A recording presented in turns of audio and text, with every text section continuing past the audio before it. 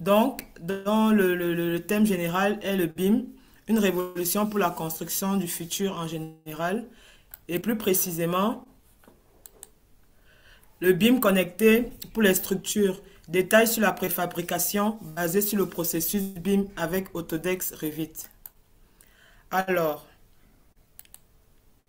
notre équipe présente en place. Nous avons Monsieur Christian Kika, qui est BIM spécialiste AEC. Madame Dulcie Tiamé, qui est responsable commercial. Je suis Madame Syrah Oulé, responsable commercial. Monsieur Paulin Mogofa aussi, spécialiste en AEC, ingénieur de génie civil. Toutes ces personnes seront dans le call et nous serons guidés aujourd'hui par Monsieur Christian Kika, qui est spécialiste en BIM. Qui sommes-nous concrètement, l'entreprise Consultation et Projets d'Afrique? Alors, nous sommes un cabinet de conseil, de formation et de vente logicielle qui relève de l'AEC. Nous sommes le seul centre agréé par Autodesk en Afrique subsaharienne. Donc, nous sommes plus intéressés par la digitalisation de l'Afrique en général. C'est notre cheval de guerre. Nous voulons digitaliser l'Afrique pour que nous soyons nous-mêmes capables de rendre les services ou bien d'être à la hauteur des services que nous importons toujours des autres pays européens et que nous avions. Donc, Consultation et Projets d'Afrique est une entreprise qui œuvre pour la digitalisation de tout ce qui concerne les projets BTP en Afrique. Quels sont nos pays de couverture? Alors, nous avons plusieurs pays de couverture, dont le Cameroun, Congo-Brazza, la Centrafrique, Djibouti, le Gabon, la Gambie, la Mauritanie, la RDC, la Guinée-Conakry. Nos services, en général, nos services peuvent se regrouper en quatre parties. Nous avons le conseil et l'audit, la formation, vente de logiciels, l'implémentation et le support technique. Donc, nous ne sommes pas juste intéressés par la vente de logiciels ou faire des formations, mais nous vous accompagnons aussi dans tous les projets complexes que vous avez et qui nécessitent l'utilisation des logiciels ou des matériaux, des matériels en BTP. En ce moment, il est très important de vous rappeler que nous sommes en train de faire une promotion sur les niveaux, sur le logiciel AutoCAD 2023 et nous avons pensé à tous les niveaux, donc le niveau débutant, le niveau intermédiaire et le niveau expert, comme c'est écrit devant votre écran. Le niveau débutant va reprendre du 1er août au 30 août. Le niveau intermédiaire, c'est du 30 août 2022 au 30 septembre.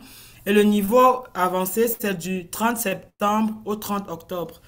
Là, nous vous avez tout à côté notre autorisation de centre. Alors, nous vous affichons cette autorisation parce que nous ne faisons pas des formations, juste des formations avec des attestations. Nos formations ont des certifications Autodesk. Ça veut dire que quand vous faites une formation avec Consultation et Projets d'Afrique, étant donné que nous sommes un centre agréé, vous avez une certification qui vous permet d'être reconnu à l'international. Donc, ce ne sont pas juste des certifications, des formations à la légère. Vous faites des formations et qui sont clôturées par des certifications reconnues par Autodesk. Donc, vous pouvez vous faire valoir quel que soit l'endroit où vous vous trouvez. Alors, nos tarifs de formation qui sont en promotion, notamment, les niveaux débutants sont 100 euros, intermédiaires 150 euros et le niveau avancé 200 euros. Donc, on pourra faire la conversion selon la zone où nous nous trouvons. Alors, nous avons une fiche de paiement selon les pays que nous couvrons, bien sûr, le Cameroun, le Gabon, Congo-Brazza, Mali et RDC, avec toutes les méthodes de paiement, que ce soit par Orange Money et tout ce que vous voyez comme détaillé devant vous ou par compte bancaire. Et vous avez les responsables de chaque région. Donc, si votre région n'est pas mentionnée et qu'il faille que vous ayez envie de faire une formation, vous pouvez vous rapprocher de nos contacts et on va trouver un moyen d'effectuer le paiement parce qu'au-delà de ces pays, nous avons d'autres moyens de paiement aussi. Alors, il est très important avant de terminer cette présentation de parler de la piraterie.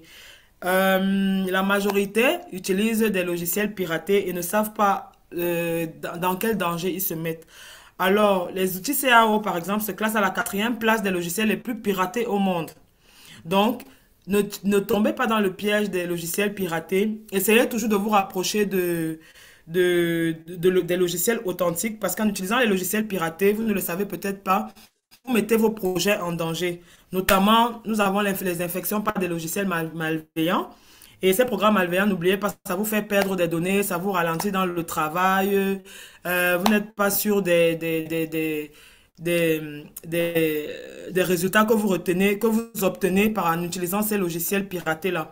Nous avons le coût, ça vous fait carrément avoir une dépense aussi bien en énergie qu'en argent parce que quand vous avez un projet, des limitations, quand vous avez déjà un budget qui est bien précis pour un projet, utilisez le logiciel, si vous utilisez le logiciel piraté, il y a des données qui ne seront pas pareilles, donc forcément, vous serez obligé de reprendre une autre main d'œuvre, de recommencer de calcul, de reprendre des professionnels pour vérifier telle ou telle donnée. Et ça, c'est pas très professionnel quand on a des délais. Du coup, on est obligé de recommencer aussi bien en main d'œuvre qu'en capitaux. Donc, le logiciel piraté vous met vraiment en danger en ce qui concerne l'infection par les logiciels malveillants de vos projets, les coûts aussi bien en main d'œuvre qu'en capitaux et une baisse de productivité parce que là, vous n'êtes plus concurrent, vous n'êtes plus vraiment compétent par rapport aux autres entreprises qui, en utilisant leur logiciel authentique,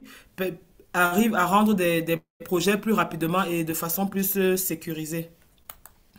Alors, je tiens à rappeler, avant de terminer, une fois de plus, que nous accordons à tous les participants de ce webinaire exclusivement des remises autant 2,5% sur les formations choisies. Je rappelle qu'on fait les formations sur tout ce qui concerne Autodesk, Revit, AutoCAD, AutoCAD Civil 3D, Robot, tout ce que vous connaissez, quoi, tout ce qui concerne vraiment l'éventail des outils des secteurs des BTP. Donc, nous offrons des formations pour ça. Nous avons 10% de réduction sur les logiciels AutoCAD pour un an ou AEC. Et nous avons 27% sur les logiciels AutoCAD ou AEC de 3 ans de souscription. Parce que rappelez-vous, les logiciels sont vendus pour un an de souscription ou 3 ans de souscription. Donc, vous aurez 10% de réduction pour un an et 25% de réduction pour, 3 ans. Nous allons déjà vous mettre dans le chat les données qui vous montrent un peu la différence des prix pour que que vous puissiez vous-même les comparer. Alors, je tiens à rappeler que la consultation et projet d'Afrique, comme on vous l'a montré plus haut, nos services, c'est pas surtout de vous vendre des produits, mais c'est de comprendre vos projets, de vous accompagner. Ça veut dire que nous adaptons les prix de ce dont vous avez besoin selon la réalité du marché, selon la réalité du produit, du projet. Donc, ce ne sont pas juste des prix statiques. Il y a vraiment beaucoup d'améliorations pour que, effectivement, notre continent puisse être digitalisé dans les mêmes conditions que les autres pays. Donc, consultation et projet d'Afrique, nos contacts. Vous avez là les numéros de téléphone, les numéros de WhatsApp, notre email et tout. Donc, même si votre pays ne se trouve pas parmi ces numéros de téléphone, nous sommes ouverts à tous les pays que nous couvrons. Vous pouvez nous envoyer des recommandations, vos questions, vos préoccupations par email à support@consultationprojetdafrique.com. Nous serons toujours là pour vous. Nous sommes à la disposition de toutes vos inquiétudes. Alors, n'oubliez pas de regarder le chat de temps en temps parce qu'il y a des informations qui passent dessus. De même, si vous avez des préoccupations, regardez juste la boîte discussion de votre Zoom. Vous écrivez votre question. À la fin de la présentation de Monsieur Christian Kika, il répondra à vos questions une à une. Personne ne sera lésé. Donc, n'hésitez pas à regarder toujours votre chat de temps en temps. Et voilà, je vous remercie d'avoir été à l'heure et bienvenue à notre webinaire. J'espère que vous en apprendrez beaucoup. Je ne sais pas si Christian est là. Monsieur Christian, vous êtes là? Et bonjour Syrah et bonjour à tous nos participants. Je suis là. Ok, d'accord. Comme ça, je vous laisse la main pour la suite. Merci. Ok.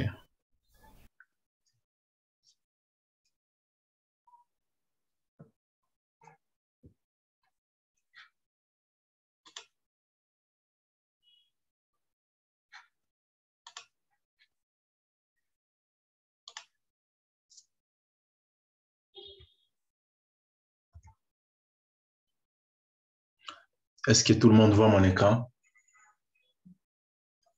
Et si oui, seulement mettez dans le chat. Mais aussi, et ça serait avec plaisir si dans le chat, au moins tous les participants qui participent à ce webinaire, chacun au moins dit sa provenance et et le métier dans lequel il est. Donc, quelle est sa spécialité, s'il est ingénieur et topographe. Donc, chacun au moins essaie un peu d'écrire dans les chats au moins la profession qu'il fait au fait. Ça sera vraiment important. Pour moi, ça va me permettre au moins de savoir orienter ces webinaires par rapport aussi aux gens qui participent et, et à ces webinaires. Et bien, sans plus tarder, nous allons pouvoir commencer. Donc, et les sujets que nous allons pouvoir présenter aujourd'hui, comme on a parlé, c'est les BIM connectés.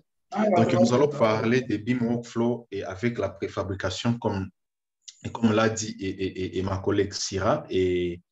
Et la personne qui est devant vous, et pour ceux qui ne me connaissent pas, peut-être je vais me présenter pour la énième fois, c'est Christian Kikabara. Je suis de la nationalité RD congolaise, donc je suis de la République démocratique du Congo. Je suis basé dans la ville volcanique de Goma, à la frontière avec la ville de Gisenyi. Et je suis un ingénieur civil en structure et ouvrage d'art, BIM IC Technical Specialist. J'ai plus de 7 ans d'expérience dans l'industrie ASC. Et je suis Autodesk certifié instructeur et usage des technologies innovantes dans les domaines et de génie civil. Je suis aussi BIM consultant et pour beaucoup d'organisations, mais aussi chez Autodesk. Mais je suis BIM Application Engineer et BIM Africa Country Representative et membre. Donc, nos mails sont là, on a déjà dit. Donc, si vous voulez peut-être me poser des questions après ces webinaires, laissez les réseaux sociaux auxquels je suis plus permanent. Vous pouvez juste me contacter sur LinkedIn. J'utilise pas Facebook et j'utilise j'utilise souvent LinkedIn ou vous pouvez m'envoyer juste un mail là-bas ou CPA. Eh bien, comme on a dit, nous allons pouvoir parler des BIM connectés pour les structures, détails sur la préfabrication basée sur les processus BIM avec Autodesk. Je pense que le mois passé, j'ai parlé beaucoup plus de la théorie. Maintenant, je pense que vous aussi, vous êtes impatient de pouvoir au moins palper la réalité théorique avec la pratique. Donc aujourd'hui, nous allons faire une petite présentation, mais nous allons faire beaucoup plus de démonstrations. Donc, je vous tiens vraiment d'être plus concentré parce que ce que nous allons présenter aujourd'hui, c'est quelque chose vraiment de très intéressant parce que c'est vraiment une session purement technique où nous allons vraiment toucher les logiciels, les Revit. Tout ce qu'on a expliqué là-bas, nous allons maintenant vivre ça à live. Donc, comme je l'ai dit, le BIM connecté et pour les structures, donc les détails de la fabrication du béton préfabriqué, a certains avantages. Premièrement, en termes de rappel, donc la structure est nécessaire, ce que vous devez savoir. Si vous êtes un ingénieur civil et BTP, vous êtes passionné par les calculs de structure, la résistance des matériaux, tout ce qui concerne les bétons armés, la géotechnique, et technologie physique du béton, ce que vous devez savoir premièrement, la structure est nécessaire pour supporter et transférer les charges des systèmes de construction. C'est donc un élément essentiel de la conception et de la construction ASC. Parce que pourquoi je vais en parler? 10% des coûts de construction sont pour la structure. Les fondations structurelles, les cadres sont d'abord construits sur le site et sont donc sur les chemins critiques du projet. Donc, plus de 14 matériaux structuraux sont utilisés sur un projet et préfabriqués structurels qui augmente aussi la rapidité, ce qui est fait un élément essentiel de livraison.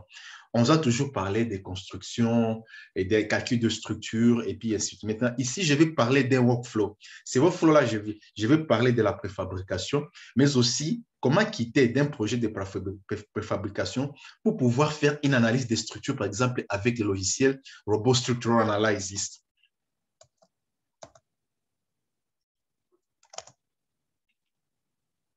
Comme je l'ai dit, le béton est le matériau de construction le plus dominant dans le domaine des génies civils. Et par exemple, dans la région couvrant l'Amérique, les bétons coulés sur place est utilisé à 20%, les bétons préfabriqués à 10% et les aciers à 50%. Dans la région Europe et Moyen-Orient et Afrique, les bétons coulés sur place est souvent utilisé à 60% et aujourd'hui, on est en train vraiment de s'intéresser à la préfabrication et l'usage de l'acier à 20%. Et dans l'Asie Pacifique et Caraïbes, les bétons coulés sur place sont utilisés à 60%, préfabriqués à 10% et acier à 10%. Ce qui prouve combien de fois que les bétons est un élément essentiel dans le domaine de la construction qui est beaucoup plus utilisé. Maintenant, pour parler de la préfabrication, on doit encore une fois peut-être rentrer un peu en arrière pour parler au moins des personnages de l'industrie structurelle. Quand on passe des personnages de l'industrie structurelle, on voit au moins la vitrine de ce qui conçoit et comment fonctionne l'industrie structurelle. Tu vois ça, par exemple, dans le domaine génie civil. Nous avons une maquette BIM qui a été faite, par exemple, soit très vite ou soit l'architecte et puis l'ingénieur structure fait une conception. Il fait l'analyse des structures pour déterminer la stabilité. Mais aussi, à part ça, il y a des concepteurs structurels. Donc, il y a les gens qui sont seulement spécialisés dans la conception. Et il y a d'autres qui sont seulement spécialisés dans l'étude. Vous voyez? Et ces segments-là de l'industrie, c'est la conception, l'analyse et les détails. Maintenant, quand on parle, par exemple, dans l'industrie maintenant, structurée dans la préfabrication, là, maintenant, il y a les tendances qui changent. Parce que là-bas, au moins, nous avons ceux qui sont spécialistes seulement pour produire des ferraillages, donc des rebar detail. Donc, et ils produisent des plans d'exécution d'un projet de structure, le plan de ferraillage de tous les éléments, les poutres et les colonnes, ainsi de suite. Mais il y a aussi ceux qui sont spécialisés dans le domaine de la charpente métallique. Après l'étude de tout ça, ils sont uniquement pour produire les dessins, des conceptions pour pouvoir Alors, maintenant faire des Christian, monsieur montages sur les Christian, chantiers. allô? Allô? Oui, Allô? nous sommes toujours sur votre plan d'introduction et sur votre présentation. Je ne sais pas si Oui, l'image je est suis en train changée. d'expliquer. Oui, avant de Ah, passer vous à la n'avez pas encore démonstration. changé. Ok, Oui, je vais d'accord. changer. Je suis en train d'expliquer des éléments ici. Ok, d'accord, merci. Maintenant, ici, vous voyez dans le domaine de la préfabrication, maintenant la tendance change. Souvent, ici, beaucoup des éléments sont beaucoup plus automatiques et innovants parce qu'au moins, dans le domaine de la préfabrication avec Revit, le modèle BIM respecte à la fois la conception, mais aussi la préfabrication. Parce qu'au moins là, il y a un aspect là, la fabrication. Donc, les éléments qui sont produits sont déjà directement acheminés à l'usine. Comme je l'ai parlé tantôt, il y a une communication entre le bureau d'études, les entreprises de construction et les usines de fabrication. C'est ça, c'est ce segment industriel qui est la conception, les détails et aussi la fabrication. Maintenant, nous allons maintenant parler de l'introduction et de la préfabrication avec Revit.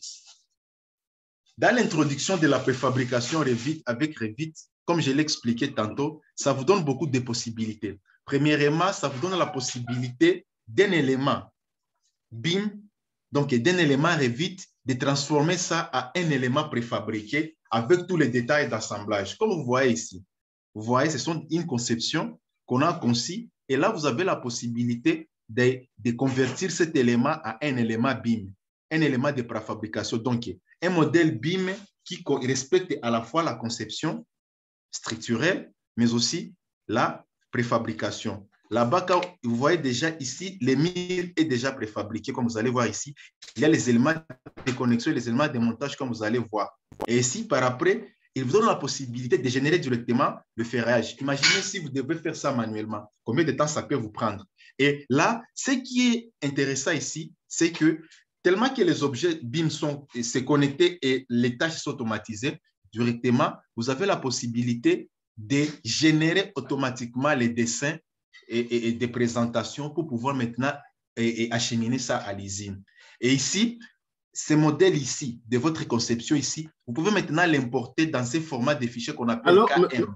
Donc, Monsieur Christian, Monsieur Christian, nous ne voyons aucun modèle, hein, c'est votre photo que nous voyons.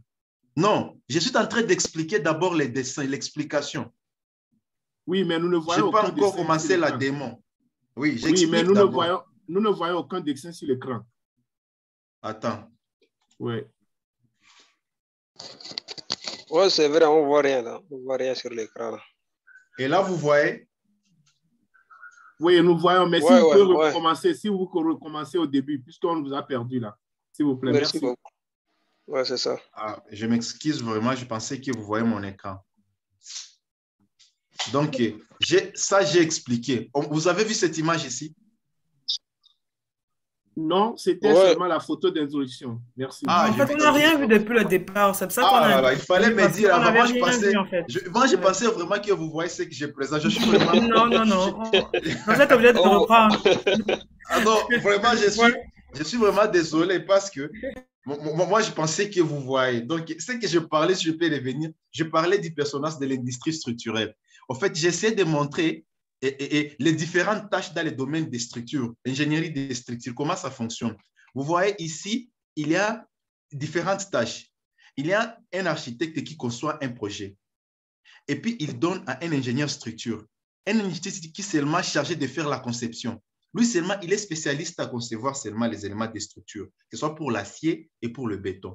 Et puis par après, il y a un spécialiste seulement pour mener des études et des calculs, comme vous allez voir pendant la démonstration, parce que moi, je vais combiner les deux. Maintenant, dans les domaines de la préfabrication ici, c'est autre chose.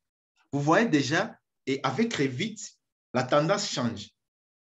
Parce qu'ici, c'est beaucoup plus, par exemple, le robot, et tecla et autres. Mais quand nous sommes ici, vous voyez maintenant, Revit, à lui seul, à la fois, il donne la possibilité de faire des structures en béton armé, de génie civil, de générer des ferraillages, peu importe la forme de la structure, que ce soit une coque, que ce soit n'importe quelle forme, Revit vous donne la possibilité de générer ces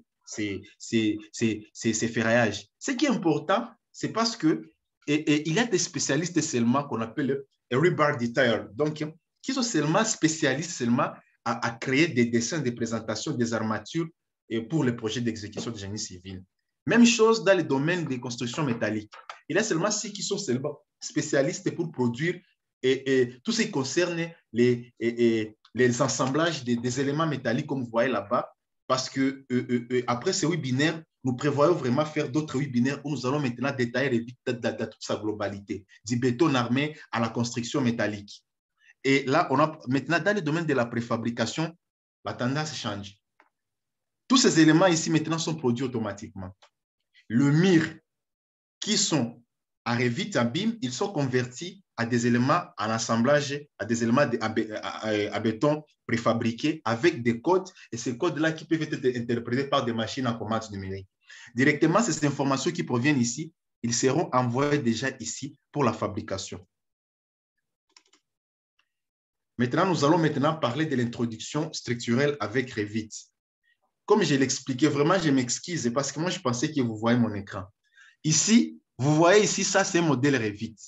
Donc, l'architecte a conçu un modèle Revit. Et puis, il donne à un ingénieur des structures. Non, parce que toi, tu es un ingénieur structure, tu dois pouvoir nous produire des éléments préfabriqués pour pouvoir maintenant envoyer ça à des usines de fabrication. Maintenant, qu'est-ce qu'un ingénieur structure fait? L'ingénieur structure, à l'aide des outils Revit que vous allez voir, il fait ce qu'on appelle la segmentation. Il convertit cet élément BIM à un élément préfabriqué, comme vous allez voir, avec des cales montantes, avec tous ces éléments de connexion, c'est que déjà participé à un projet de préfabrication. Et puis par après, l'avantage, ça vous rend la vie facile parce que par rapport à la forme de votre structure, vous voyez là-bas, c'est une porte préfabriquée avec une fenêtre. Il reconnaît cette forme et génère automatiquement les ferraillages et les éléments qui sont intermédiaires ici et à l'extrémité, il les raffonce ça avec des ferraillages. Maintenant, ici, il vous donne la possibilité de produire directement des dessins avec toutes les cotations possibles. C'est ça l'avantage. Vous voyez déjà que vous gagnez en productivité. Donc, le modèle BIM respecte à la fois la conception et la fabrication. Maintenant, ces informations qui sont ici, ils sont maintenant convertis pendant l'export. Souvent, nous parlons de Open BIM et beaucoup plus l'interopérabilité avec d'autres. Maintenant, il n'y avait pas cette interopérabilité-là entre le bureau d'études et les usines de fabrication industrielle. Maintenant, il y a un format ici, ceux qui utilisent les logiciels mécaniques comme Inventor ou Fusion 360 ou SolidWorks, ils connaissent ces formats ici qu'on appelle KM. Donc, Computer Aided Manufacturing. Donc, c'est un format qui permet de prendre des objets et BIM pour pouvoir les reproduire en usine. Donc, les machines à combattre numérique qui doivent pouvoir lire ça, vous voyez ici, maintenant, il prend ces informations ici, comme vous allez voir. Maintenant, il vous donne ces modèles. Les usines qui doivent pouvoir produire maintenant ces modèles ici, préfabriqués en atelier et dans l'usine, c'est comme ça qu'ils vont pouvoir interpréter ces résultats, comme vous allez voir après. Maintenant, en termes de, par exemple, certains avantages avec Revit dans le domaine de la préfabrication, vraiment, il a une grande valeur commerciale parce que mieux connecter la conception structurelle à la fabrication préfabriquée, mais aussi vous rationalisez les détails jusqu'à la fabrication avec des livrables basés sur des modèles. Il étendre la fabrication sur terrain pour minimiser les déchets. Vous voyez déjà, ça réduit les problèmes empreinte carbone. Quand je parlais récemment, dans la série webinaire, je parlais des sustainable building, donc la préfabrication entre dans les objectifs millénaires pour le développement, donc et la vision 30-30 et la vision 2050. Donc, il faut pouvoir construire un monde durable où les secteurs ASC, les secteurs du génie civil, dont génèrent 40% de l'empreinte carbone, doivent pouvoir utiliser minutieusement les matériaux en appuyant sur la technologie pour pouvoir faire des conceptions plus intelligentes. Mais aussi, parmi les outils préfabriqués que vous pouvez retrouver dans Revit, il y a des familles, par exemple, vous pouvez créer des murs solides, comme vous voyez ici, des dalles pleines, des dalles alvéolées, des dalles de poutres en treillis, comme vous voyez ici. Tout ça, dans la vie réelle, ça existe. Maintenant, Revit vous donne des objets BIM pour vous rapprocher de la réalité. Donc, ça facilite la vie et aux concepteurs, ça facilite la vie et aux usines de fabrication, ça facilite la vie aussi à l'entreprise d'exécution du projet pour pouvoir faire des montages. Voilà un peu la configuration avec ces paramètres-là et préfab dans Revit. Donc, il vous donne cette possibilité-là, la configuration, comme vous allez voir pendant la pratique, c'est là où nous allons tout paramétrer avant de commencer à faire la manipulation. Donc, les informations sur des pièces de montage, là, en configuration, vous aurez des règles de segmentation, définition des types d'armature que vous allez utiliser pour votre projet par rapport aux prescriptions d'un cahier de charges, les dessins du projet, les paramètres d'annotation et de cotation et les paramètres d'exportation. Maintenant, nous allons passer à la démonstration.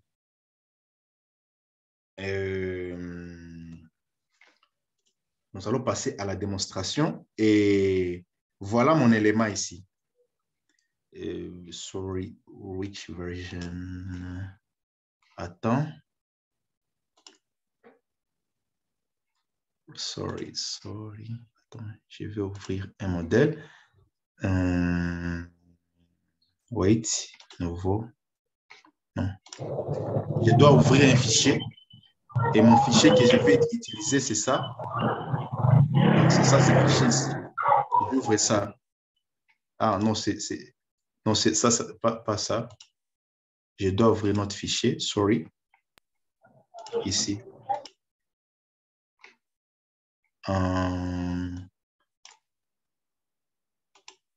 OK.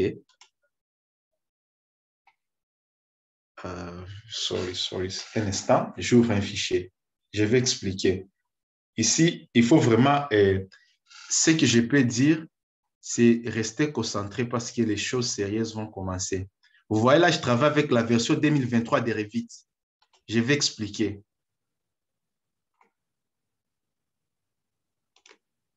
Attends, je ferme l'ancien projet, quelques secondes.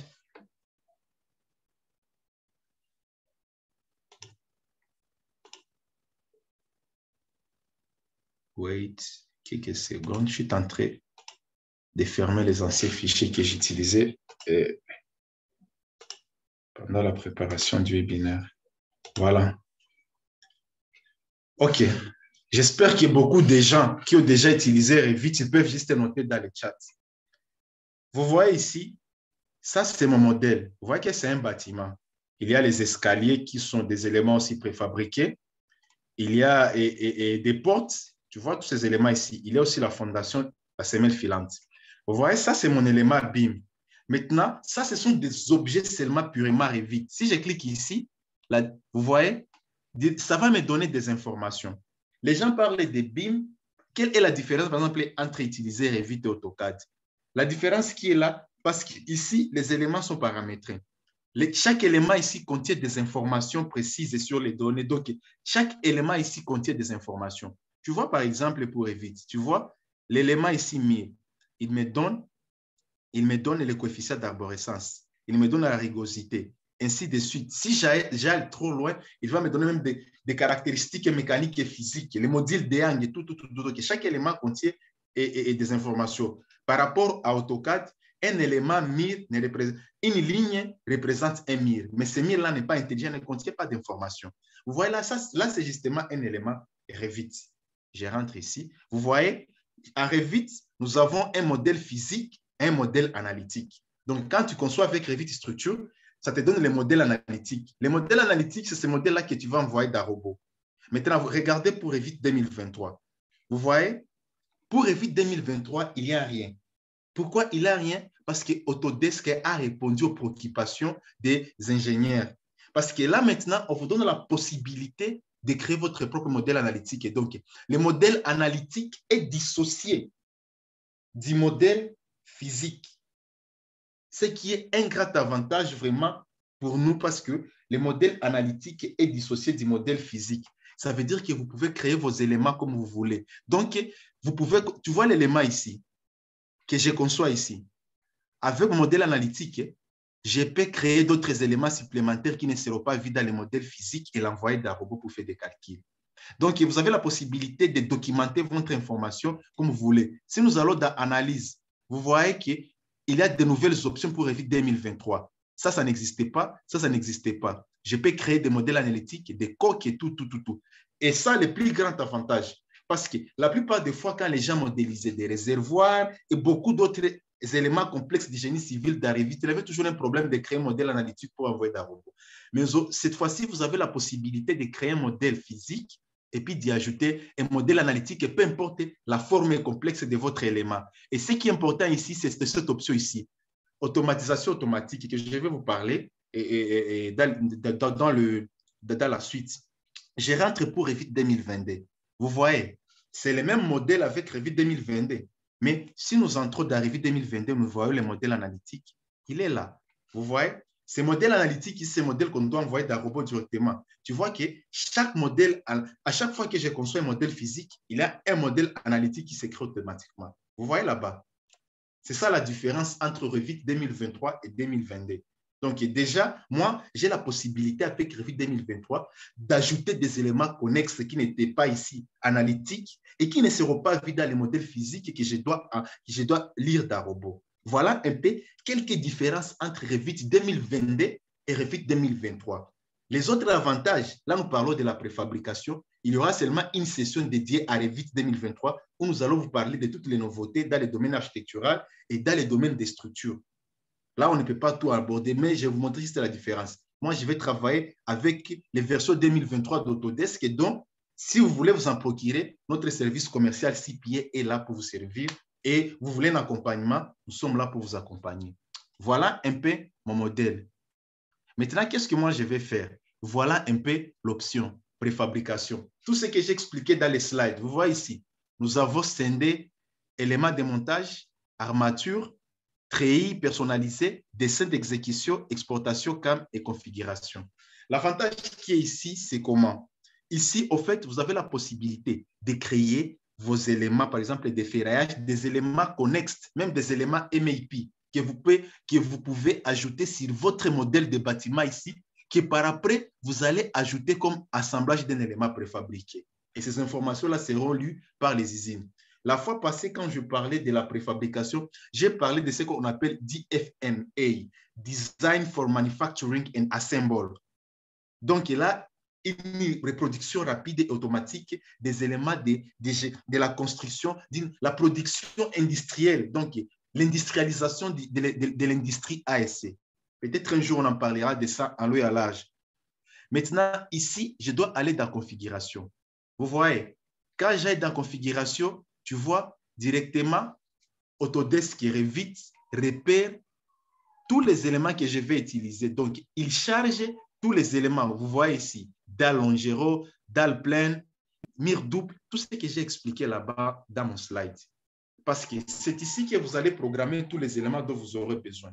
Parce que nous savons très bien que pour la préfabrication, il y a les éléments structurels, entre autres des toitures préfabriquées, et des toitures préfabriquées, des poutres préfabriquées, des colonnes préfabriquées, et ainsi de suite. Mais ici, je vais beaucoup plus me focaliser sur les éléments surfaciques qu'on n'en parle pas souvent. Entre autres, des panneaux de façade que vous voyez ici, qui sont montés directement en atelier. Ceux qui n'ont pas participé au webinaire du mois passé, pour comprendre ce que je suis en train de parler ici, vous pouvez demander sur demande et notre service commercial peut vous envoyer le lien du webinaire du mois passé pour pouvoir vraiment beaucoup plus être à jour par rapport aux autres. Maintenant, ici, je suis en train de charger des éléments que moi, je dois pouvoir utiliser. Chose dite, chose faite. Si vous voyez là-bas, vous voyez que là, je dois tout configurer. Il faut vraiment que vous soyez concentrés parce que là, je veux parler des choses sérieuses. Vous voyez ici, nous avons des mires, nous avons des dalles alvéolées, dalles à longéro, basées sur les éléments de notation et l'exportation des fichiers d'exportation.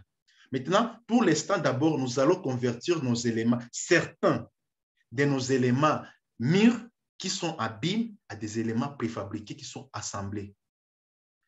Nous voyons ici, par rapport aux murs éléments, nous avons les types de murs préfabriqués avec des éléments de montage. Nous avons cale montante, nœud coulant, et plaque d'ancrage, des murs avec plaque d'ancrage, mur plein avec record, mur avec des types supérieurs. Ce que vous voyez ici, ce que vous voyez là-bas, ce sont des classifications de ces éléments ici en fonction de la largeur, la longueur et l'épaisseur. Je rentre aux notes. Ce que vous voyez ici, est-ce que vous voyez mon écran? Allô, est-ce que vous voyez mon écran? Oui. Oui, c'est bon. Pour faire ce webinaire, je vais m'inspirer des choses pratiques de mon TP de préfabrication que j'ai fait quand j'étais à la fac, il y a plus de 7 ans. En fait, je vais m'inspirer de mon TP de préfabrication que j'ai fait à la fac, à la faculté de Polytechnique, pour pouvoir travailler avec ces modèles ici. Vous voyez, là-bas, j'ai tout dimensionné, donc j'ai fait des calculs manuels. Maintenant, ce que je vais vous montrer ici, c'est par rapport aux éléments que nous allons pouvoir utiliser. Vous voyez ici le plancher, le mur que nous allons utiliser, ce sont les murs provenant d'une entreprise française de fabrication Ergon. Donc, c'est déjà la construction métallique qu'on appelle par exemple ArcelorMittal. Mais dans le domaine de préfabrication, il y a beaucoup de préfabricants. Donc, il y a les choix. Quand vous faites le choix d'un élément, directement, ça va vous donner toutes les caractéristiques techniques. Les surcharges, vous voyez, pour le plancher, pour la toiture, pour les murs, là, vous voyez toutes ces informations ici. Donc, ils sont déjà tout calculés au niveau de l'usine. Et vous allez utiliser ça pour faire des calculs. Donc, ça, c'est mon TP de préfabrication que moi, quand j'étais à l'année terminale en génie civil. Vous voyez, là, c'est beaucoup plus des éléments structurels et des toitures. Maintenant, pour notre élément, ça va être seulement beaucoup plus avec de murs et des dalles. Maintenant, nous allons utiliser la plupart des paramètres ici en termes de chargement en s'inspirant de ces normes. Ces normes ici, nous entrons ici, c'est ça, Ergon. Vous voyez déjà, ça nous donne tous les éléments dont j'ai besoin. Cette norme ici, donc cette entreprise, il vous donne des éléments que vous pouvez recommander sur mesure. Les dalles alvéolées avec toutes leurs dimensions par rapport au projet que vous voulez et par rapport aux dimensions. SP20, SP30, tout. Ce sont des nomenclatures que je ne peux pas expliquer là maintenant. Et toutes ces informations que vous voyez là, ils sont contenus, tous ces éléments ici sont contenus dans les éléments Revit. Ici. Vous voyez là-bas. Vous voyez tous les éléments là. Donc, je n'ai rien menti là-bas. Vous voyez. En ce qui concerne les éléments de montage, tous sont là. Là, je ne touche pas. Je dois aller sur la segmentation. C'est l'élément le plus important pour moi. La segmentation, ça veut dire que lorsqu'il va convertir mes murs préfabriqués à des murs et BIM Revit à des murs préfabriqués, ça va couper ça à combien de mètres? Il faut seulement configurer cet élément ici. Donc, 6. Parce que souvent, moi, je travaille beaucoup souvent avec... donc, ici c'est 0,5. Donc, la largeur minimale, c'est 500 mm. La largeur maximale, c'est 6 mètres. Pour la hauteur, c'est déjà uniformisé. La hauteur du mur, votre hauteur midi-mille va être de 30. Et mon gars était là. Syrah, est-ce que vous pouvez m'aider ces gens, s'il vous plaît? Essayez de m'aider ici. Il faut un peu de...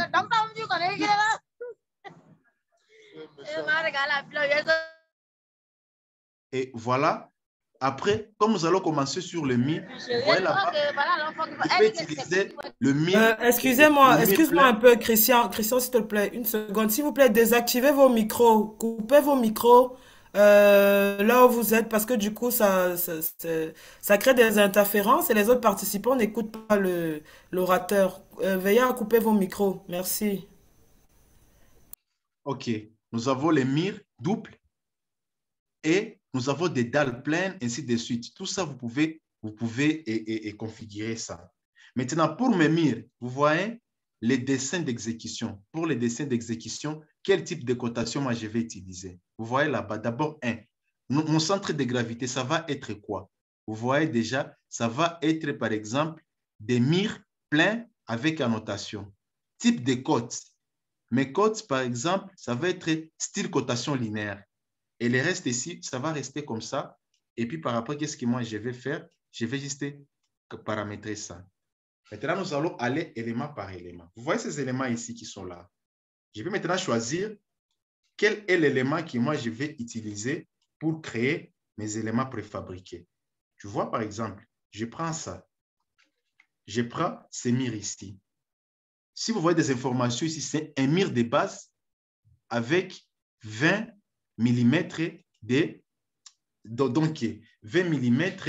d'épaisseur qui fait 20 cm. Si je peux aller sur structure pour avoir toutes les informations possibles, je rentre là. Je vais même loin. Vous voyez ici, ça me donne l'épaisseur totale, les résistances caractéristiques, donc les résistances. Mais si je vais ici, je vais encore avoir beaucoup plus d'informations sur mon élément. Vous voyez, ici, les types d'éléments, les caractéristiques physiques. Vous voyez, je peux ajouter si ce sont des données géotechniques qui proviennent soit de l'office des routes ou d'un bureau d'études géotechniques qui ont fait des analyses au laboratoire. Toutes ces informations ici, sur les éléments de mon béton, tout ça, je peux les ajouter ici. Vous voyez, module de Yang, coefficient des poissons, module de cisaillement, densité de mon mur. Vous voyez, ceux qui connaissent les cours de béton armé, si vous référez soit à la norme Irocode ou BAL 91 modifié 99, vous verrez tous ces éléments ici, les paramètres de base pour pouvoir faire les dimensionnements. Vous voyez, la limite d'élasticité, 360 mégapascales, la résistance à la traction, vous voyez, 235 mégapascales. Comme vous savez très bien que le coefficient de sécurité en béton en compression, c'est 1,5, vous pouvez trouver la contrainte avec tous ces éléments. Les éléments, donc les caractéristiques thermiques sont là. Si vous voulez maintenant calculer, par exemple, les éléments de chauffage et faire des analyses thermiques, vous voulez calculer les calculs thermiques, tous ces éléments ici. C'est ça la différence entre Revit et d'autres logiciels. Chaque élément ici contient des informations spécifiques. Et l'avantage qui est là, vous pouvez même ajouter les fabricants et ajouter les prix. Et au final, ça va vous donner les devis estimatifs de vos éléments. Et puis, qu'est-ce que moi je vais faire ici? Je vais prendre cet élément ici. Et là, qu'est-ce que je vais faire? Je dois aller dans préfabrication. Et là, je vais scinder. Quand je vais scinder, vous voyez, ça scinde mon élément. Vous voyez, directement, auparavant, si je prends un élément similaire ici, vous voyez là-bas, c'est mire alvéolé. Et donc, non, c'est mire générique, normal. Mais quand je fais ici un élément scindé, vous voyez que ça devient déjà un élément assemblé. Vous voyez déjà que ça devient un élément d'assemblage que je peux exporter, que je peux traiter les informations comme je veux. Si vous voyez là-bas, vous voyez que directement, ça me donne même des codes. Ça me donne tous les éléments possibles. Et ce sont ces éléments-là qui sont interprétés par des machines à commande numérique à l'usine, comme vous allez voir par la suite. Par après, je dois isoler cet élément ici. Je dois aller là, je dois isoler mon élément. Si vous voyez bien mon élément ici, si vous voyez ça ici, vous voyez qu'il y a certains éléments ici que je peux modifier. Les éléments décalage. Je peux modifier l'assemblage. Cet assemblage ici, je peux ajouter d'autres éléments similaires par rapport aux prescriptions techniques. Si vous allez ici, il y a tous les éléments ici par rapport aux éléments de montage que moi, je peux modifier. Ici, je prends des valeurs ici ou les choix que je dois ajouter ici. Et puis, si je clique là, par exemple, à certains éléments ici, vous voyez directement le mur cale montante. Parce que ce sont ces éléments ici qui permettent la connexion entre un mur et un autre mur. Ça, c'est un. Je reviens. Nous allons prendre un autre exemple.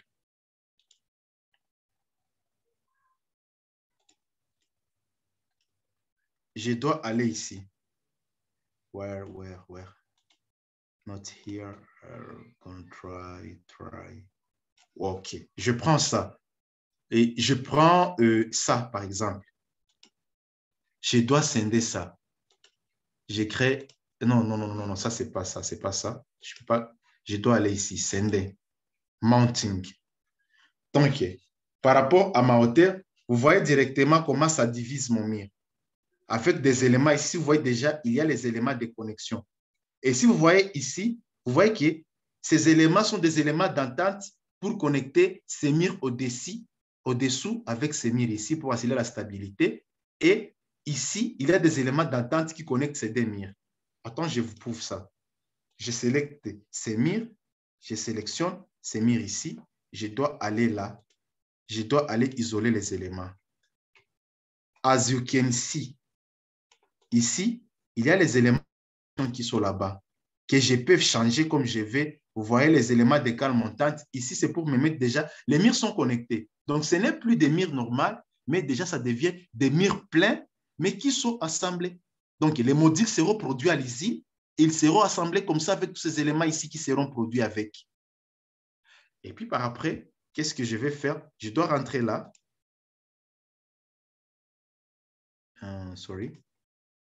Restaurer. Je dois rentrer ici. Mon élément ici, que je peux créer, ça. Voilà mon élément Revit que j'ai pu créer. Je vais aller là, parce que je vais avoir les informations pour pouvoir produire des dessins. Je vais là, j'isole l'élément. Vous voyez mon élément ici? Maintenant, je vais générer des ferraillages. Je vais aller là. Pour générer de ferraillage, je dois aller ici, préfabrication, configuration. Les choix, c'est moi. J'ai un cahier de charges auquel, moi, je suis un ingénieur civil et il y a un cahier de charges par les barres de fonds. Ça peut être la Banque mondiale, ça peut être l'Union européenne, ça peut être le gouvernement. Moi, je suis ici. Je vais sur les armatures de mon mur. Je fais les choix. Je peux modifier. Vous voyez là-bas, ça me donne les barres d'acier. Quelles sont les barres d'acier que je vais produire? Position inférieure, je peux faire les décalages.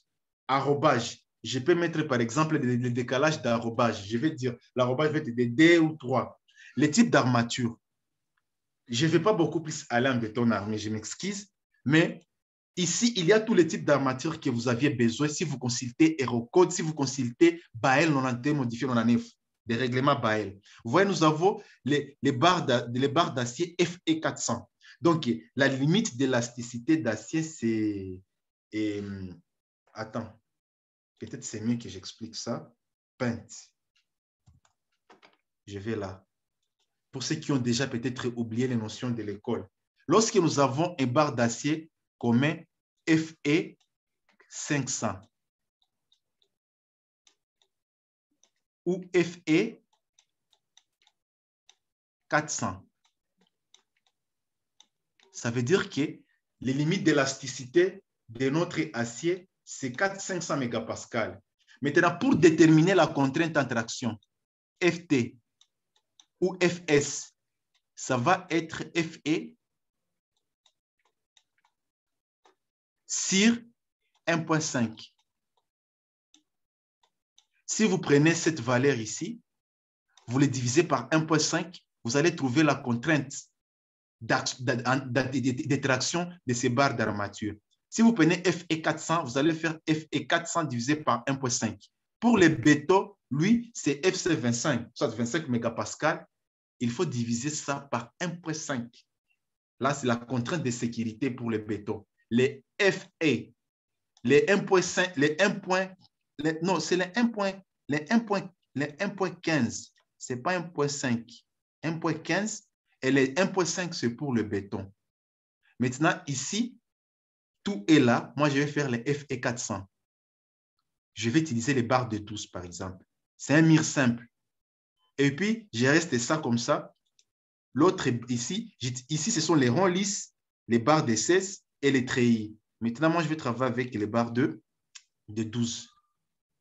Voilà mes barres d'acier, tout cela, barres d'acier et ainsi de suite. Donc, vous pouvez utiliser tout ce que vous voulez. Bon, moi, je vais aller trop vite parce que j'ai fait le choix, j'ai fait les barres de 12. OK, je clique OK. Ça, c'est ma configuration. Vous voyez, barre d'armature pour 2 couches. Barre d'armature pour une couche, ça peut rester les mêmes. Les choix, c'est vous. Maintenant, je vais aller ici, armature. Vous voyez directement ici, armature à 2 couches, armature à 1 couche. Vous voyez, là, moi, chez moi, pour mon mire, j'ai considéré que ça va être une armature à 2 couches. Je peux les modifier ici directement. Je vais aller ici, les armatures des bords, d'autres les armatures des angles. Je vais cliquer ici. Vous voyez, je génère automatiquement le ferraillage. La question maintenant revient. Imaginez si c'était déjà avec et vous pouvez faire ça manuellement, vous pouvez ajouter d'autres éléments. Si nous sommes là, vous voyez que les armatures sont là mais ne sont pas visibles. Par faute de temps, je voulais faire une démonstration, je voulais utiliser Dynamo pour faire un script qui vous permet de générer directement ces armatures-là en solide. Mais comme je n'ai pas le temps, je vais juste sélectionner ça. Je vais juste rien sélectionner. Je vais sélectionner les armatures surfaciques et les armatures en béton. Je vais aller là. Je vais aller ici. Je peux mettre VG ou visibilité. Je vais aller là. Je vais cocher ça. Modèle 3D et les modèles analytiques. Si vous voyez là-bas, niveau de visibilité élevé, je vais aller là. Sorry, je n'ai pas encore. Je vais là. Je vais ici. OK. J'applique. Ces éléments-là sont sélectionnés. Je ne veux pas cocher ça. Attends. Les ferraillages, ils sont là. Mes ferraillages, ils sont là. Mais ça doit être visible. Je vais aller là. Bien sélectionné. Armature en béton. Armature surfacique. Je laisse les armatures surfaciques. Je laisse les armatures en béton. Je vais aller là. Graphisme. Et là, le modèle view, le modèle analytique, je coche ça. Et puis, ça me donne ça. Voilà un peu les ferraillages qui sont là. Voilà un peu mes ferraillages. Si je vais là, ils sont là. Ils sont là, mes ferraillages qui sont là. Si vous voyez là. Maintenant, quand j'ai déjà créé ces ferraillages ici, qu'est-ce que moi je vais faire? Maintenant, par exemple, je vais produire un plan de décès. C'est automatique. Ça va venir avec la cotation et avec toutes. Et donc, je vais sélectionner mon élément ici. Je vais terminer.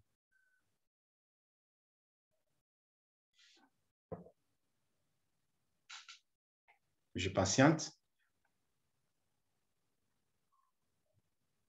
Ça génère ici. Donc, les informations sont données directement. Donc, il y a cette communication-là. Vous voyez directement. Imaginez combien de temps ça peut vous prendre. Mais tout est généré automatiquement. Vous voyez, j'ai toutes les quantitatifs ici, avec toutes les nomenclatures. Ce sont ces informations ici que les usines vont recevoir. Vous voyez, les nombres de barres par rapport à leur numérotation. Vous voyez ici. L'avantage qui est là, c'est que j'ai utilisé Revit. Moi, cette feuille ici, je peux la modifier. Comment modifier ça? Wait. Je dois aller là. Je sélectionne ces éléments ici. Je filtre ça. Je vais aller dans armature en béton. Exactly. Et puis, je vais changer les couleurs. Je vous en parlais beaucoup de ça, quand on va parler des Revit structure, béton armé. Maintenant, moi, je peux mettre, par exemple, vert. Je clique. Là, j'applique. Et là, si vous voyez là-bas ici, vous voyez que déjà, ce sont des couleurs. Vous voyez? C'est bon. Et cette fiche-là, maintenant, cette feuille ici, moi, je peux la désactiver. Je peux les partager avec différentes équipes. C'est là où maintenant, les solutions Autodesk Construction Cloud jouent les rôles. Maintenant, ça, c'est cette feuille ici.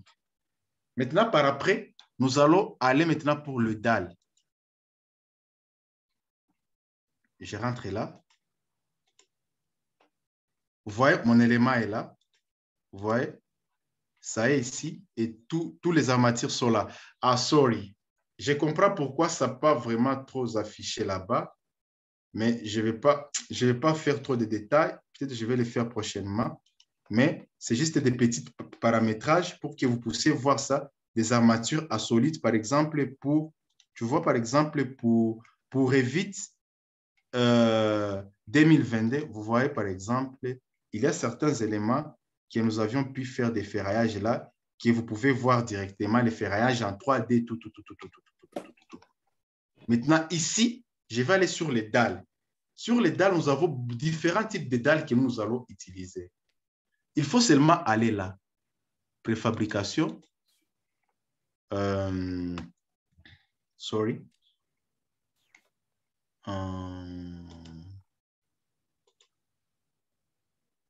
Attends. Ah, ok, annulé. Ok, je vais là. Voilà. Je vais aller ici. Préfabrication. Je vais aller sur cet élément ici. Je vais là. Et je vais cliquer sur scinder. Vous voyez directement. Ça me donne dalle pleine, dalle avec longéro, dalle alvéolée. Moi, je vais prendre d'abord la dalle alvéolée. Alvéo-dalle, ça génère. Vous voyez ici, si vous voyez très bien, ils sont là. Si je prends cet élément ici, sorry, je prends cet élément ici, je dois isoler ça. Vous voyez que ce sont les éléments là que je vais expliquer. Maintenant, regardez ça et regardez ça. Sorry. Vous voyez? Aucune différence. Et tous ces éléments sont là. Les choix sont là de ma dalle alvéolée. Vous voyez? Tous ces éléments-là qui sont physiques, tout Revit à tous les objets. Vous voyez? Cet exemple ici, c'est cet exemple de ça ici. 1,20 m. Je peux maintenant modifier. Comment modifier ça? Pour modifier l'essence, il faut modifier votre dalle. Et pour modifier votre dalle, il faut aller là. L'essence de votre panneau. Donc, sorry. Générer. Voilà. Par exemple, pour ça, je dois modifier l'essence de mon panneau ici. Vous voyez, ça est comme ça. Je dois modifier, par exemple, l'essence de portée. Je vais mettre ça comme ça. Vous voyez? Et puis, je clique OK. Dans notre attach, je vais là. Je vais aller ici. Scinder. Dalle alvéolée. Je clique là. Vous allez voir, les éléments vont changer de sens.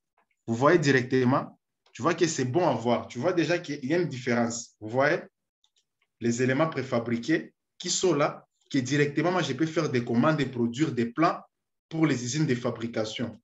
Vous voyez là? Vous voyez, ça est là-bas. On prend un autre exemple pour le panneau. Par exemple, pour le longéro. Je peux aller là, j'ai fait une modification. Je fais ça. J'isole cet élément ici. Je vais aller là, préfabrication. Je vais scinder. Je vais faire dalle à longéro. Je clique OK. Si vous voyez là, dalle à longéro, vous pouvez aller là. Ces éléments-là, ils sont reconnus comme des éléments longéro. Si je clique ici, directement, c'est un élément d'assemblage.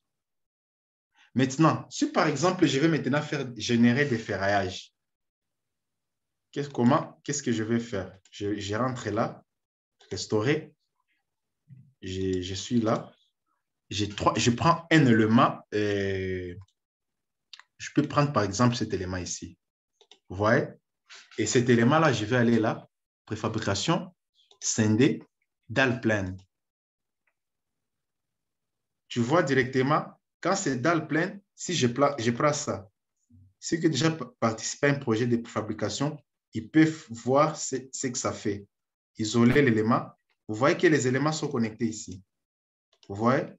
Quels sont les éléments de montage qui sont là? Les dalles sont connectées entre eux. Maintenant, si je veux générer un ferraillage, par exemple sur cet élément ici, je dois aller là, je dois cliquer sur armature. Armature sur la dalle pleine, armature en treillis soudé, aucun type d'armature. Moi, je vais aller là. Vous voyez? Voilà les ferraillages ici, qui sont là-bas. Vous voyez que mes ferraillages sont là. Je peux juste sélectionner ça. Et sorry. Je vais aller là. Je vais scinder. Non. Armature, c'est facile. Armature en béton. OK. État de visibilité. Oui. 3D. Analytique et modèle. Et puis, je peux aller là. Ça fiche pas. Je peux paramétrer. Mais voilà un peu mes ferraillages. Ça, c'est un. 2D, je dois rentrer là.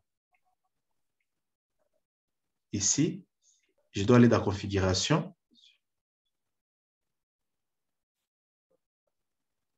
Je vais aller sur les dalles. Segmentation, armature, les types d'armature que je vais utiliser, dessin d'exécution, style cotation linéaire, ainsi de suite. Si je vais par exemple générer ces plans ici pour ma dalle, je vais juste aller là, préfabrication, dessin.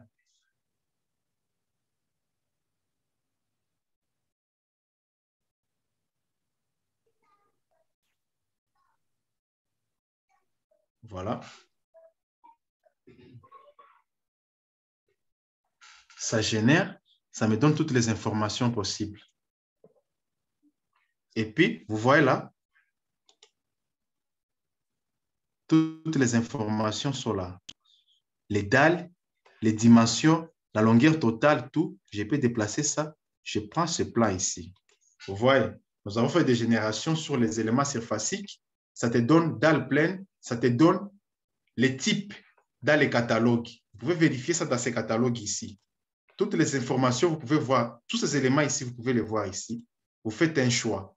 Maintenant, ce sont ces informations ici qui seront lues par des machines à commande numériques. Comment ça s'est fait? Par exemple, moi, attends.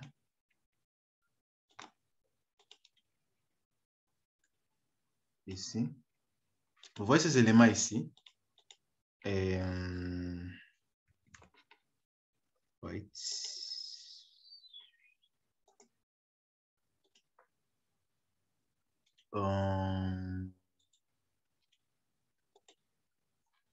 Je rentre ici. 3D. Je suis là. Vous voyez mon élément ici. Cet élément, nous allons rentrer pas sur la dalle pleine, mais je vais rentrer ici sur feuille. Mes feuilles, all, je dois aller là, chercher mur plan. Vous voyez par exemple ça. Je peux générer ça, ces informations ici. Je dois aller dans la préfabrication. Attends, qu'est-ce qui marche pas là? Attends, j'enregistre.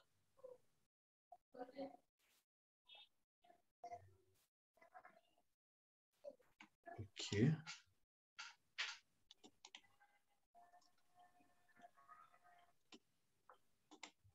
Attends, il y a un petit souci là. Ça ne me donne pas une possibilité de faire une modification. Attends. Mire plein. Ça est là. Et ici, il peut y avoir un élément de modification. Attends. Attends. Avant, je ferme ça et j'ouvre ça encore.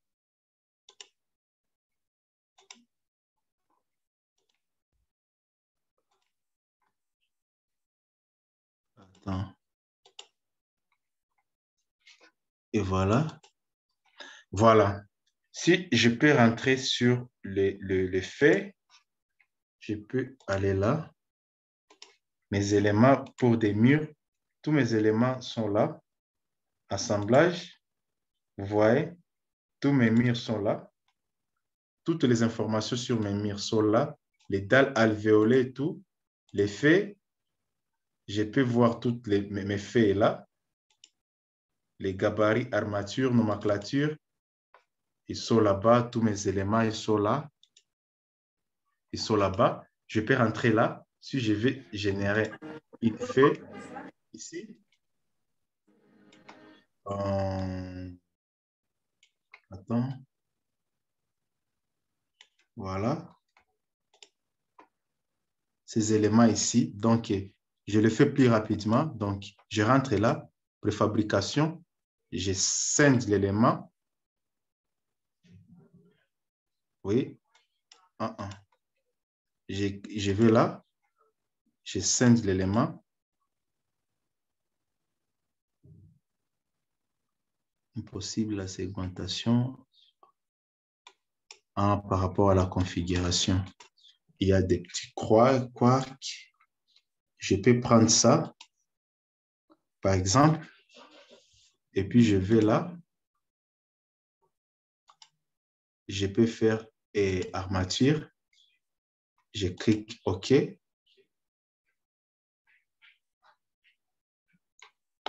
Et puis, je peux prendre ça, dessin.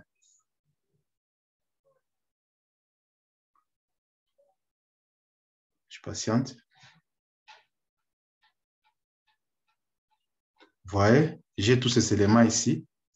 Par exemple, cette feuille ici, je peux importer ça. Pour importer ça, voilà.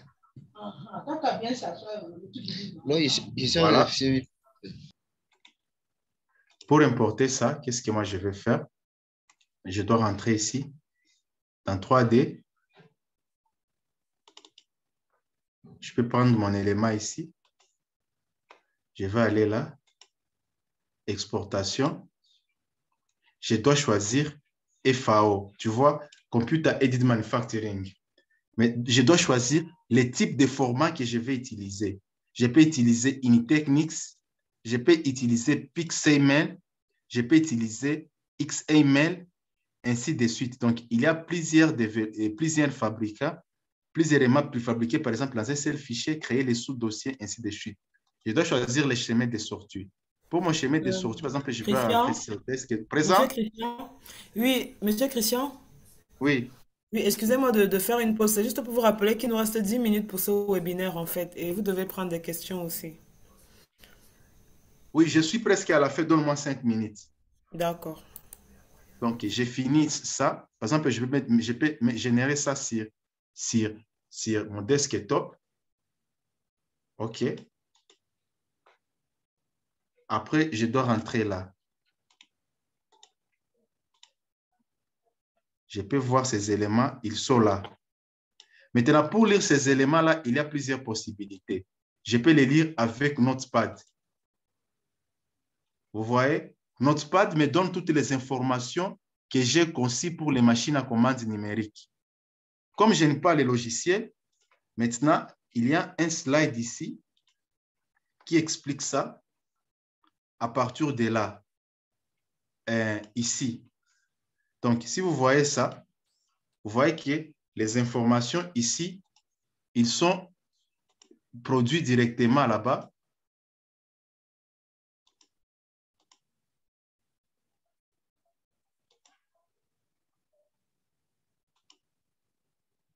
Ici, comme vous voyez là, les informations sont produites directement là-bas.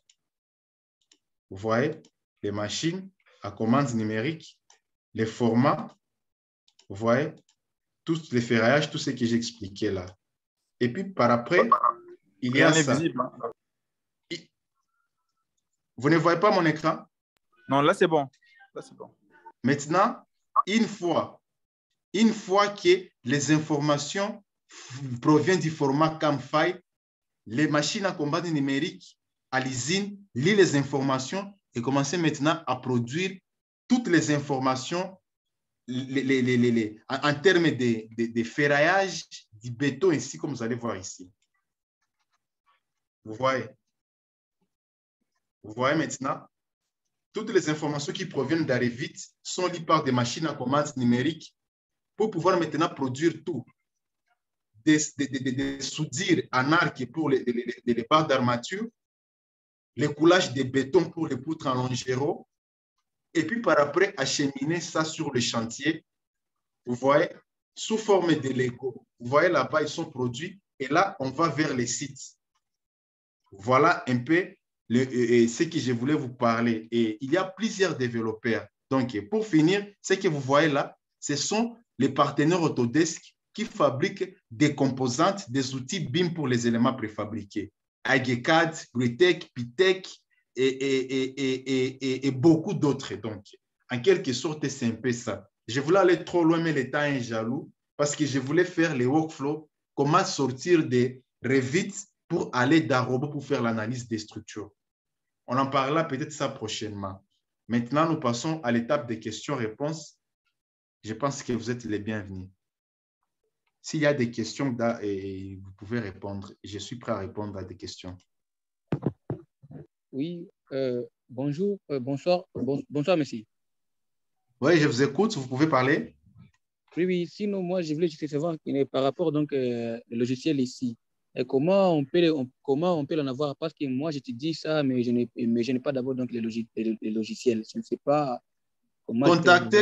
Contactez notre service commercial. Je crois que ma collègue Syrah est là pour vous répondre à toutes vos préoccupations. Donc, dans les chats, on va vous envoyer l'adresse email et des CPA. Là, vous pouvez envoyer un message et on verra à notre tour comment nous pouvons vous accompagner ou vous assister. Ok, merci. Maintenant, ma deuxième question est celle-ci. Je vous écoute. Et donc, l'objectif de cette formation, c'est quoi l'objectif donc de la formation? Est-ce que vous avez participé à la première session? Les mois passés, vous avez participé au webinaire des CPA? Non. Ok, CPA, vous allez envoyer un email à CPA, il va vous envoyer le recording du webinaire passé parce que ça, c'est la deuxième partie. Ah, ok. Vous parlez de la préfabrication. La préfabrication? Ouais. Ah, ok, ça va, merci. Merci beaucoup. Je vous en prie. Bonsoir. Bonsoir. Okay, je suis Stéphane depuis le Gabon. J'aimerais poser une question. Donc, si je comprends bien, le logiciel Autodesk Revit, lui, ne fait que du design, en fait. Et quand on fait le calcul, on va sur robot structural, c'est ça? Bien sûr. Revit, il te permet de créer tout ce que vous voyez là, par exemple. Tu vois, et ça. Vous voyez cet élément ici? J'ai un élément analytique ici. Vous voyez? Je peux envoyer ça dans robot. Vous voyez? Avec cet élément analytique ici, je dois aller dans Analyse et intégrer directement avec Robot Structure Analysis. Donc, il y a ce qu'on appelle l'interopérabilité entre Revit et facilite la modélisation, produire des plans de présentation de ferrage. Parce que je le répète toujours, pour robot, les ferrages que produit robot ne sont pas recommandés pour un projet. D'accord, je comprends. Et donc, lorsqu'on passe sur robot, automatiquement, les nœuds se créent. Donc, les nœuds et les barres, tout se crée en fait sur robot. Et puis, c'est là-bas où vous voyez, en fait, donc, on n'avait pas assez de temps, mais je voulais parler de ça. Comment passer de Revit à robot? Christian, notre webinaire, Christian, oui, je voulais te rappeler que notre prochain webinaire, c'est le BIM dans l'architecture. Donc, tous ceux qui sont Revit et tout ça, ils auront encore plus de détails parce que comme tu as précisé tout à l'heure, c'était une deuxième partie. Et là, nous sommes à la fin du webinaire. Donc, oui. Allô, Syrah? Oui. Moi, je pensais comme déjà la curiosité suscite entre les passages des Revit et robots. Ça peut être une suite. Pour parler maintenant comment quitter des Revit vers robot pour faire une analyse des structures. Bon, bah, moi, j'ai pas de souci avec, avec ce que tu, en fait, je suis en train de dire, de répondre aux questions pour que tout le monde puisse dire quelque chose. Oui, Parce voilà, que donc, il y a en une fait, troisième partie du webinaire. le prochain webinaire va répondre à votre préoccupation, messieurs. Ok, d'accord. Merci beaucoup. Il y a d'autres questions? Ok, oui, il y a monsieur Adonis qui a posé une question. Oui, Monsieur Adonis est encore là. Moi, j'ai pris le webinaire en cours et je voulais savoir, est-ce que ça pourrait repasser, on pourrait avoir un peu la rediffusion pour qu'on puisse bien sûr, j'ai pas pu avoir vous aurez la vidéo, de recording. On va vous envoyer la vidéo. Les vidéos après, en fait, c'est partagé à tous les participants. Vous aurez le recording de ce qui s'est passé. Oui, il y a monsieur Adonis qui posait des questions là. Je ne sais pas s'il est encore là. Monsieur Adonis. Si vous pouvez lire ça, c'est dans les chats parce qu'il y a beaucoup de... Oui, bon, il a dit pourquoi isoler les éléments avant de générer le ferraillage. Est-ce que le principe des descentes de charge est pris en compte? Je réponds à sa question. Vous voyez qu'il y a beaucoup d'éléments ici. Pour ne pas rendre ça encombrant, je prends un élément spécifique à part pour pouvoir bien expliquer et faire des études et des analyses à l'aise sans pourtant m'embrouiller. Vous voyez, lorsque je génère ça directement ici sur l'élément, vous voyez que c'est beaucoup. Mais lorsque je prends un élément spécifique pour faire une explication, c'est plus compréhensible en fait. C'est dans les cadres d'explication. Mais je peux toujours faire tout ça ici. Donc, c'est un peu ça. Il a demandé le cartouche est-il figé ou modifiable? Le cartouche est modifiable parce que vous pouvez l'utiliser comme vous voulez. Okay, c'est toujours avec les cartouches comme Revit. Vous pouvez créer votre propre gabarit. Mais pour la préfabrication, il y a des recommandations, des standards que les usines ont recommandés. Il faut maîtriser ça parce que déjà avec cette fonctionnalité, ça vient avec toutes les normes internationales pour ce qui concerne de la préfabrication. C'est la raison pour laquelle ça génère automatiquement. Vous pouvez choisir les choix du papier, tout, mais vous pouvez ajouter tout ce que vous voulez. C'est comme, donc, c'est un fichier Revit, au fait, que vous pouvez utiliser comme vous voulez. Vous voyez, je peux modifier tout ça. Je peux changer ça. Je mets mon logo. Je peux mettre les noms du projet, les numéros de la fête, les noms, l'email. Je peux ajouter d'autres informations supplémentaires ici, je pense. Vous voyez, le choix est à vous. Vous pouvez créer votre propre effet et vous l'adapter à ça. Donc, Revit vous donne toutes les possibilités pour faire ce que vous voulez, en fait. Ok. Merci, Monsieur Christian. Alors, je voudrais répondre aux questions d'ordre commercial. Quels que soient les détails que vous voulez, soit pour les formations, soit pour pouvoir acquérir un logiciel authentique, il y a notre email dans le chat. Notez notre email qui est dans le chat quelque part parce qu'on ne peut pas répondre à toutes les questions tout de suite. Et oui, même sans avoir le logiciel, vous pouvez déjà commencer à faire les cours, les mises à niveau de compétences et tout le reste parce que vous, lors des formations, vous faites les formations sur les logiciels authentiques et ça vous permet déjà d'avoir une idée. Et puis après, on trouve des moyens pour que vous ayez accès à cette acquisition selon les réalités que vous aurez. Donc, il y a notre contact en ligne dans le chat. Prenez le support @consultation projet d'Afrique. Prenez-le et posez toutes les questions que vous aurez. Vous aurez les enregistrements après, ne soyez pas inquiets. Toutes les personnes qui ont assisté au webinaire auront les présentations. Et pour les personnes qui veulent des partenariats, peut-être vouloir représenter, faire des formations dans leur zone, écrivez-nous toujours. Bref, toutes vos questions seront répondues individuellement. Parce que malheureusement, on ne peut pas répondre à 50 personnes directement dans ce chat. Donc, ne vous inquiétez pas. Quel que soit le pays où vous êtes, vous avez vu toutes nos zones de couverture. Nous sommes dans toute l'Afrique. Nous allons vous répondre. Il y a d'autres personnes qui lèvent la main. Alors, oui, c'est ce que je vois. Il y a encore des personnes qui lèvent la main.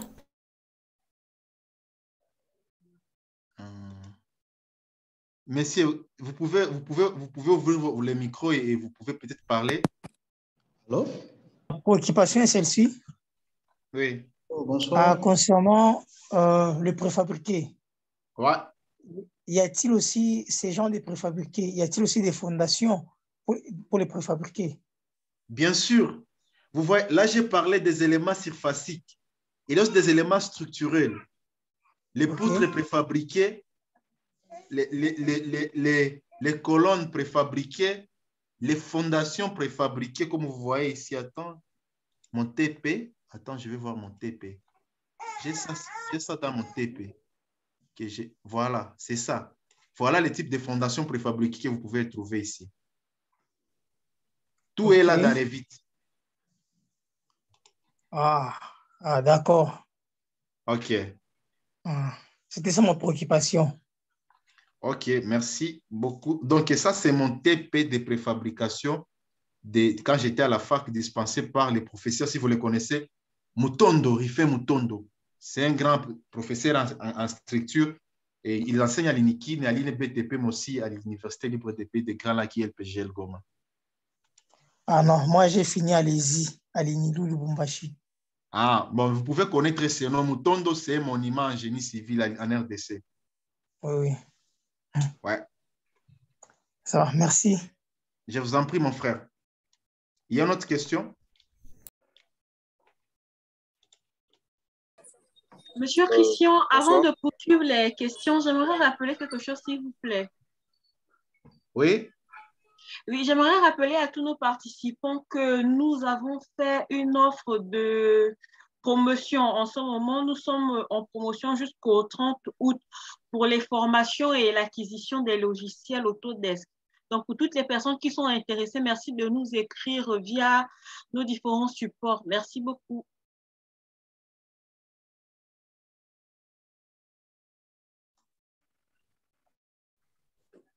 Donc, avant de clôturer... Bonsoir. Oui, on vous écoute. Oui, oui. Moi, je suis parler. Et relativement à moi, j'aurais posé la question par rapport à la rediffusion, mais quand j'ai suivi tout à l'heure, cette question a déjà été posée. Et la question que je pose après cela, c'est de savoir comment allons-nous faire pour avoir le recording de ce qui s'est passé durant cette petite formation. On ne vous a pas bien capté. Vous pouvez bien reformuler votre question. Okay, je dis ceci, étant donné que nous avons, enfin pour nous qui sommes arrivés en retard, hein, alors étant donné que nous avons... Vous aurez les recordings. On va vous envoyer l'enregistrement, messieurs. Donc nous allons patienter, ça va venir ou bien c'est à nous de vous contacter? Oui, on va vous envoyer ça. Vous allez télécharger même. C'est gratuit. Vous pouvez les télécharger et les revoir autant de fois que vous voulez. Ok, d'accord. Merci beaucoup. C'était ça ma question. Je vous en prie. Il y a une autre question pour occupation parce que nous tendons vers la fin. Oui, si vous avez des points de vue en ce qui concerne le webinaire, est-ce que vous avez des suggestions? Est-ce que vous nous entendiez bien?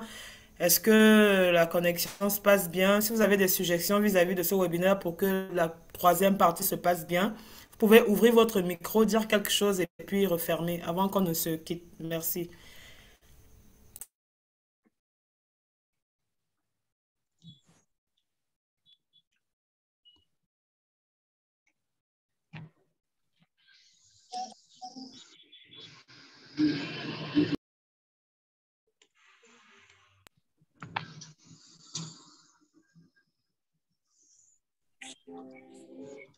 Il n'y a pas d'autres questions? Merci. J'ai déjà eu la réponse de M. Franck.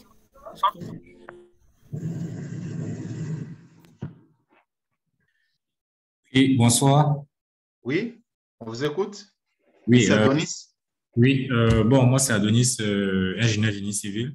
Bon, actuellement, bon, moi, concernant l'échange, bon, de mon côté, ça s'est bien passé. J'ai bien apprécié et je remercie déjà toute l'équipe.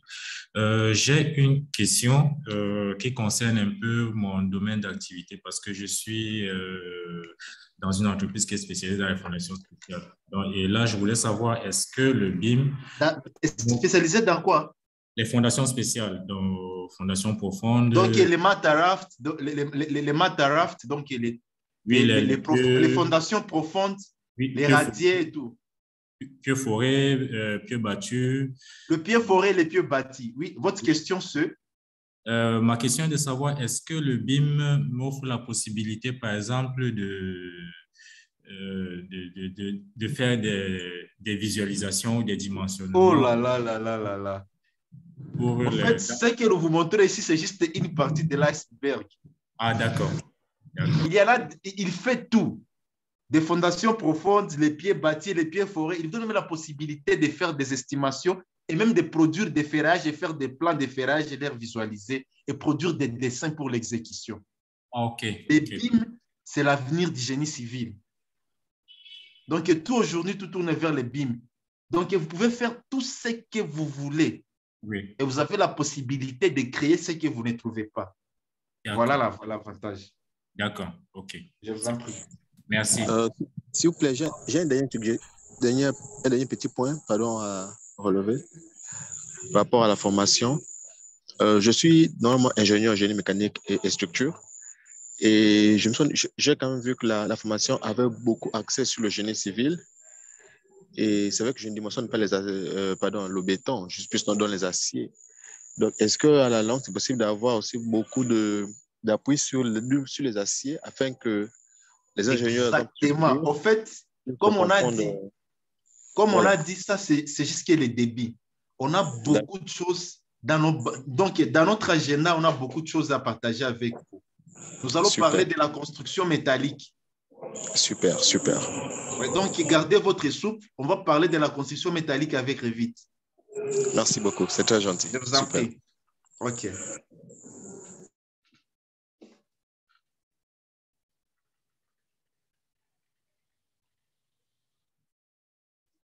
S'il n'y a pas d'autres questions, je pense que c'est la fin.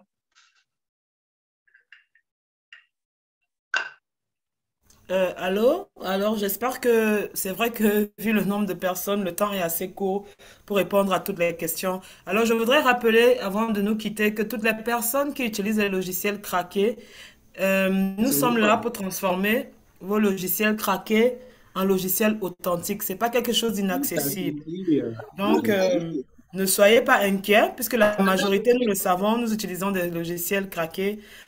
Donc, vous avez les logiciels authentiques à votre portée. Il suffit juste de nous écrire, de nous donner plus de détails, qu'on discute et qu'on fasse une offre adaptée à votre besoin, puisque chacun a son secteur d'activité et ses projets personnels. Donc, du coup, n'oubliez pas, nous sommes là pour ça. Et donc, j'espère que vous serez tous là au prochain webinaire. Et voilà, vous avez la page de nos détails. Et n'oubliez pas, nous sommes là pour vous, aussi bien pour les logiciels que pour les formations qui sont certifiées au bout, qui ont des certifications qui sont internationales. Donc, voilà, c'est quelque chose que je tiens toujours à rappeler parce qu'on se dit que ça coûte trop cher en Afrique et tout le reste. Mais je vous assure qu'on fait des propositions adaptées à la bourse de notre continent. Donc, n'hésitez pas à transformer vos logiciels craqués en logiciels authentiques. L'expérience sera meilleure et les rendus aussi. S'il y a des personnes qui veulent des partenariats ou, je ne sais pas, des partenariats plus élargis, nous sommes aussi là, nous sommes ouverts à toute discussion, n'hésitez pas. Alors, je crois que tout le monde a pu s'exprimer. Nous vous remercions d'avoir été là.